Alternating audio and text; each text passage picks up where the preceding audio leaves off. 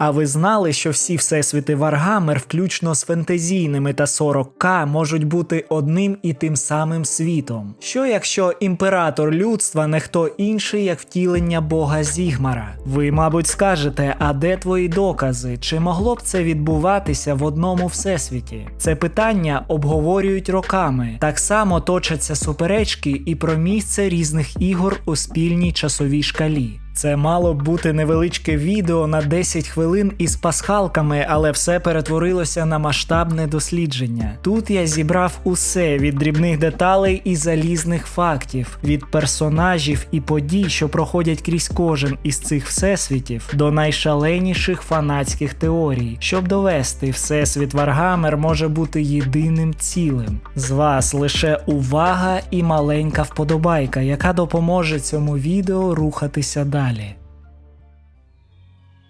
Warhammer Fantasy Battle – це найстаріший настільний всесвіт, перше видання якого з'явилося у 1983 році. Дія гри розгортається в темному фентезійному світі, дуже схожому на наш, який його мешканці називають відомим світом або світом смертних. Це домівка для величезної кількості чарівних і фантастичних істот та розумних рас, кожна з яких має свої цивілізації, звичаї та ворожнечу. Події цього сеттингу охоплюють понад 5 тисячоліть, упродовж яких смертні цивілізації піднімаються і занепадають. І всі ми знаємо, на жаль, чим закінчилася ця затишна фентезійна історія. Кінець часів, що відбувся у 2015 році, породив зовсім інший фентезійний всесвіт, дуже схожий, але водночас інший.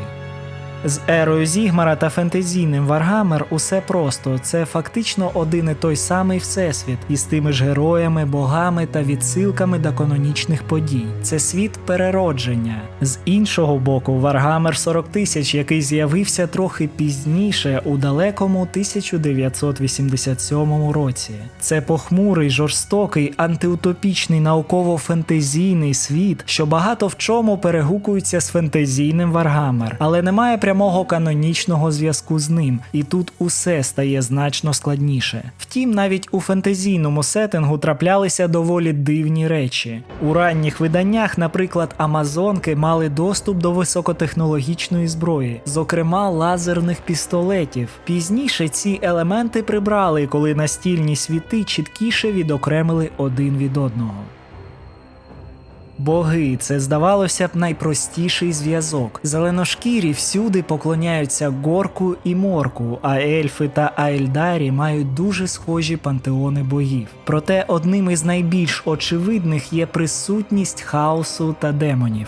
Ці концепції, або радше фракції, пронизують усі ігрові системи. І що ще важливіше, вони існують не просто як схожі ідеї, а як одні і ті самі боги та персонажі. Серед них найвеличнішими є 4, відомі як темні боги. Вони несвідомі породження найпотужніших емоцій розумних істот, які умовно можна звести до люті, надії, відчаю та задоволення. Це Хорн, бог крові, чия лють відлунює крізь увесь мультивсесвіт. Дзінч – той, хто змінює шляхи, володар змін і переплетіння часу. Нургл – володар розпаду, чия гниюча сутність просочується тлінням. І Слаанеш – темний принц, ні чоловік, ні жінка, чия краса настільки згубна, що навіть один погляд здатен приректи смертного на вічне служіння. Це також означає, що усі ігрові системи мають спільних демонів хаосу. Серед них такі відомі постаті, як Енкарі, Кайрос, Кабанда, Скарбранд чи Кугат. І хоча деякі з них мають різні передісторії або долі, залежно від вимірів, їхня сутність залишається впізнаваною.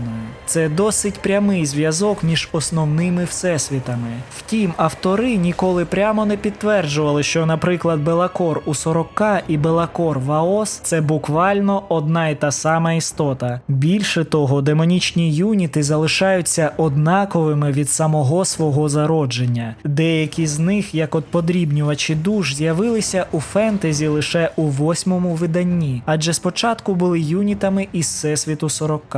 Подрібнювачі душ – це ніщо інше, як переможені демони, яких зв'язали з машинами, надавши їм шанс відновити свою сутність, якщо вони зможуть зібрати достатню кількість смертних душ. У фентезі ці створіння завжди виглядали чужими, потойбічними, і саме цим приковували до себе увагу.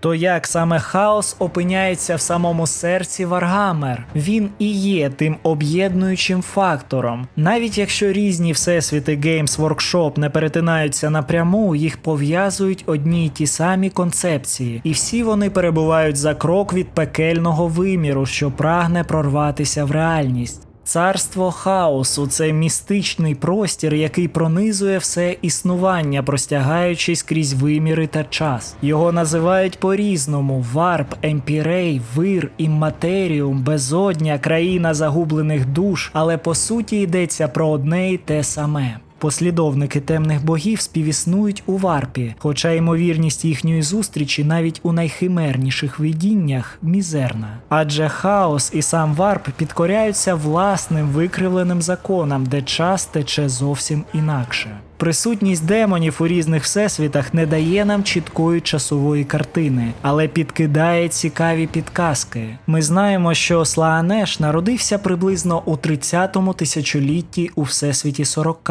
під час падіння Аельдарі. Водночас у фентезі демони з'являються ще під час Великої катастрофи, приблизно за 5600 років до заснування імперії, або більше ніж за 8 тисячоліть до кінця часів. І що важливо, у фентезі Слаанеш уже існує протягом усього цього часу.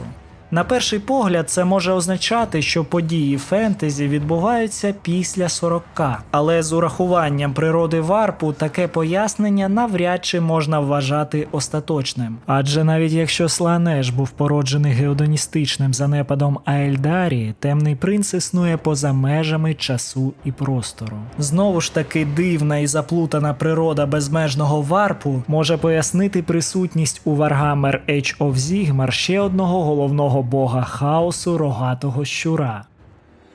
У ранньому лорі Warhammer Fantasy також існував п'ятий бог хаосу на ім'я Малал. Відступницький другорядний бог, який повстав проти самого хаосу і присвятив себе його знищенню. Така подвійність, коли бог хаосу прагне знищити сам хаос, стала його визначною рисою. Його послідовники настільки ненавидять руйнівні сили, що спершу служать їм, а згодом обертаються проти них, використовуючи їхню ж силу.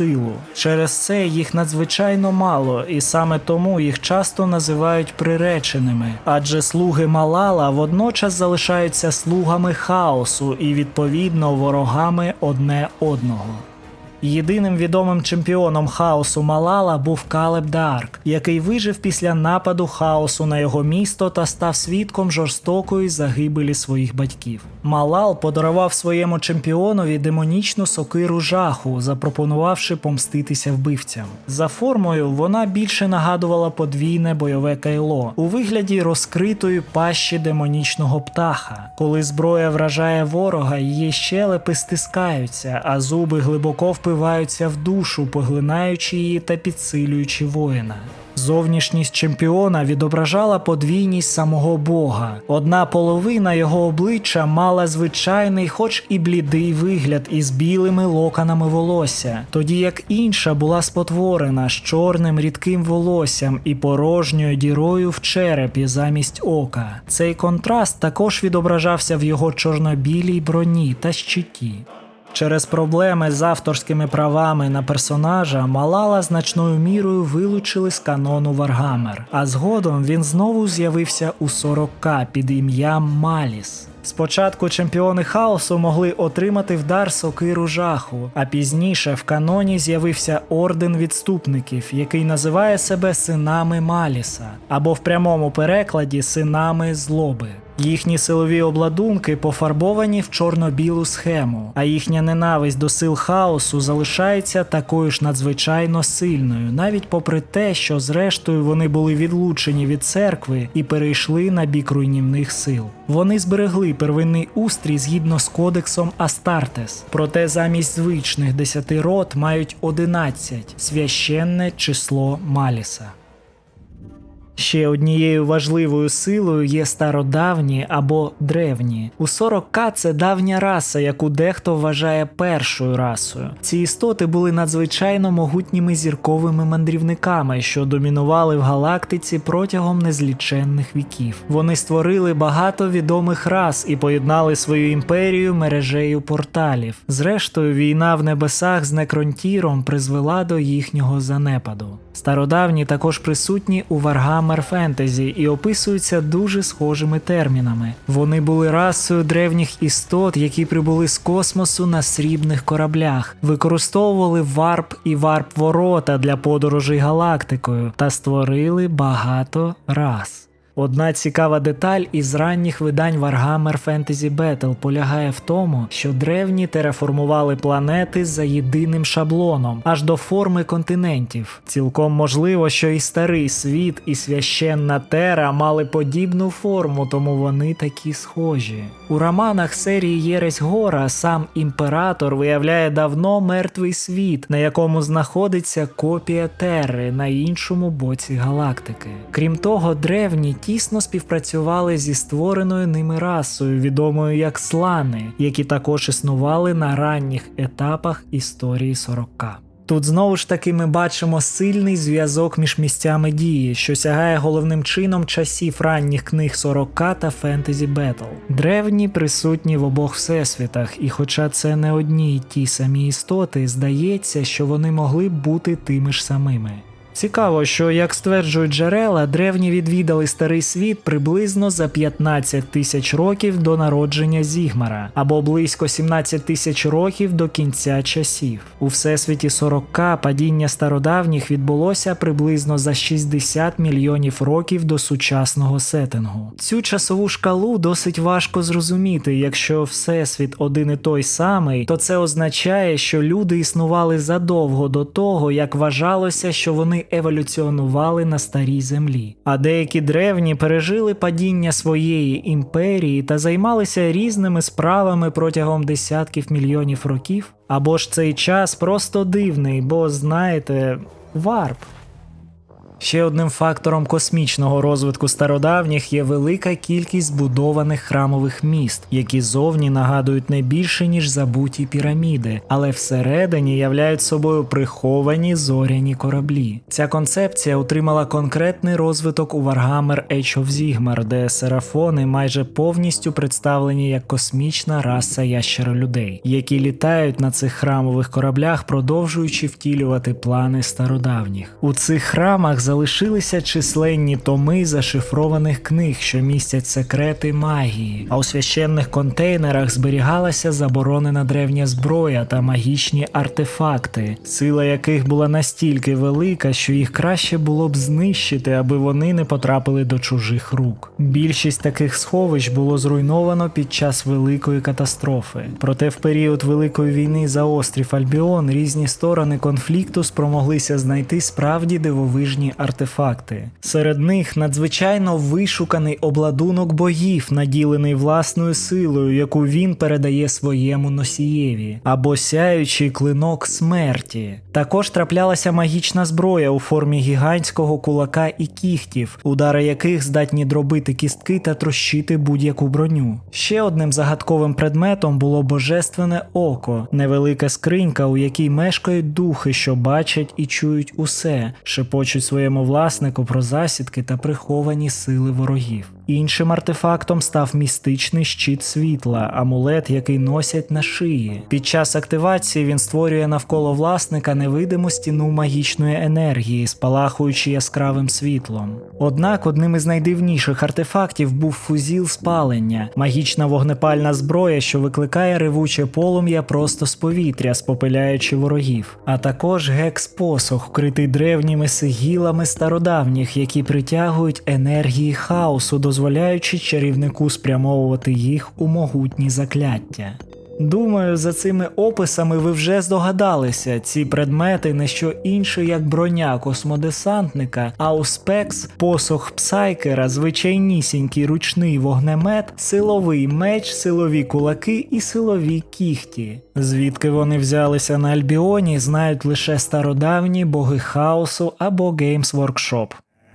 Ще один випадок стався зі скавенами під час кінця часів, коли інженери-чорнокнижники виявили у храмовому місті Кслан-Хуапек комунікаційний пристрій, який дозволяв розмовляти з істотами з-за зірок. Коли вони почали обертати його численні циферблати, з кам'яних динаміків пролунав сварливий голос. Чистий і ясний, він настільки налякав скавенів, що ті кинулися навтьоки. Пристрій нагадував щось на кшталт далекомовної пищалі, але мелодійні тони, що лунали з нього, звучали як презирлива мова ельфійських істот. Оскільки скавени не розуміли ані цієї мови, ані принципу роботи пристрою, інженери-чорнокнижники просто розібрали його і розстріляли з варп-лок пістолетів, доки він остаточно не замовк. Тож скавени щойно зателефонували на світ корабель Аельдарі, запанікували і просто поклали слухавку.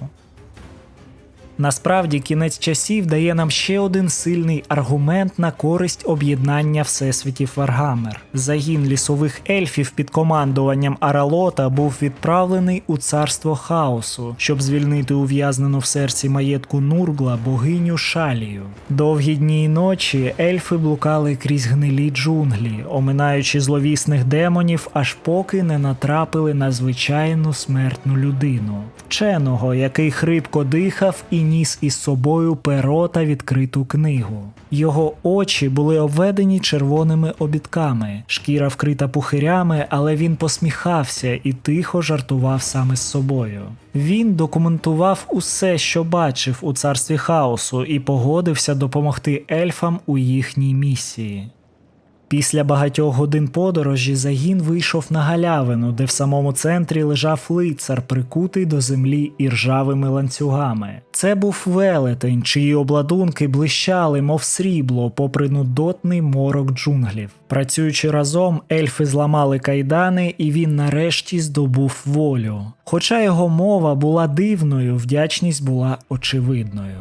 Невдовзі він пообіцяв допомогти, пояснивши, що боги хаосу його закляті вороги, і він зробить усе, щоб завадити їхнім планам. І з цим могутнім союзником загін швидко просувався вперед. Більше не потрібно було уникати демонів, праведна сталь нищила ворогів, а з його простягнутої руки виривався синій вибуховий вогонь. Коли вони наблизилися до маєтку Нургла, лицар підняв меч і попрощався. Він вирішив відвернути на себе демонів, щоб дати ельфам шанс виконати свою місію. Коли ельфи відступали після виконання свого завдання, Аралот побачив розбите тіло лицаря, насаджене на загострений спис. Воїн усе ще був живий і боровся. Аралот кинувся до нього, але божевільний учений зупинив його, наполягаючи, що ельф залишався вірним своїй місії. «Демони не можуть убити цього лицаря», – сказав вчений. «Він поза їхньою владою і з часом сам помститься». Такий порядок у царстві хаосу. Образ цього лицаря дуже нагадує Калдора Дрейго, чинного верховного магістра Ордену Сірих Лицарів. Він був одягнений у термінаторську броню, озброєний силовим мечем, силовим щитом і ручним штормболтером, який зазвичай кріпиться на зап'ясті броні. Саме ця зброя, ймовірно, і створювала ефект синього полум'я, яке ельфи бачили під час бою. Він був надзвичайно могутнім псайкером і невблаганним винищувачем демонів. Саме тому один із них прокляв його і хитрістю затягнув у варп. Однак історія Калдора Дрейго на цьому не завершилася, і, можливо, для сил хаосу це була велика помилка. Бо цей сірий лицар виявився невразливим до впливу хаосу і, опинившись у самому його серці, почав знищувати тисячі демонів, вивільняючи свою псайкерську силу. Сам факт його існування виглядав неможливим навіть у світі, де панує неможливе. Лише зрідка кайдани прокляття слабшали, і лицар виривався у у реальний світ, де допомагав силам Імперіуму, поки Варп знову не затягував його назад. І як ми вже з'ясували, цілком імовірно, що саме там він міг зустрітися з лісовими ельфами зі світу Малус. Час у Варпі плине дивно. У розсіяних рештках демона я бачу візерунки. Я бачу форми і барви. Я бачу відлуння того, що є, і майбутнього, яке вже було. Я бачу старий світ за наступним обрієм. Світ, якого, імовірно, ніколи не існувало. Де чаклунство носилося в самих вітрах, і самопроголошений бог-король був єдиним, хто стояв проти руйнівних сил. Можливо, там я знайшов би відповідь, якщо її взагалі можна знайти. Згаданий вище божевільний учений, який також блукав царствами хаосу, найімовірніше був Ріхтером Клесом. Кожен, хто знає це ім'я, розуміє, саме він є автором забороненої Лібер Хаотіка, 5-томного дослідження природи хаосу, замовленого культом Зігмара, хоча нині ніхто, навіть великий теогоніст, не визнає його існування. Якимось чином Клес зумів детально описати демонів, дивну зброю на кшталт ланцюгових мечів, а також події, такі як падіння Аельдарі і війна в небесах. Звісно, ця колосальна праця була оголошена єрессю, заборонена, а всі, у кого культ Зігмара знаходив її копії, безжально спалювалися. Ім'я ж колись шанованого вченого теолога було майже повністю стерте з історії.